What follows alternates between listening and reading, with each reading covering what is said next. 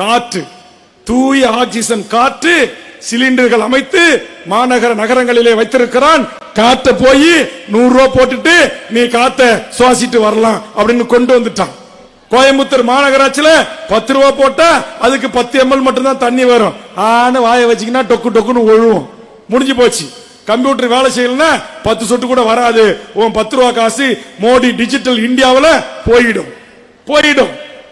இன்னைக்கு எல்லாவற்றுக்கும் இந்த நாட்டில் இன்றைக்கு கூட வங்கியில நீங்க பாஸ்புக் வச்சிருக்கீங்க இல்லமா ஊரக வேலையில அதுல மினிமம் பேலன்ஸ் இல்லைன்னா உங்களுடைய அக்கௌண்ட் தொடங்குறதுக்கு நீங்க கட்டண 5000 ரூபாயோ 10,000 ரூபாயோ அவன் எடுத்துப்பான்.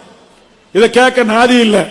இன்றைக்கு நரேந்திர மோடியும் இந்த நாட்டுடைய பைனான்ஸ் மினிஸ்டராக இருக்கிற நிர்மலா சீதாராமையும் என் உழைக்கும் மக்களுடைய பாஸ்புக்ல குறைந்தபட்ச தொகை இல்லை என்பதற்காக நீங்கள் முழுவதுமாக எடுத்துக் கொள்ளுகின்ற அபராதம் இருக்கின்ற இந்த முறை தவறு.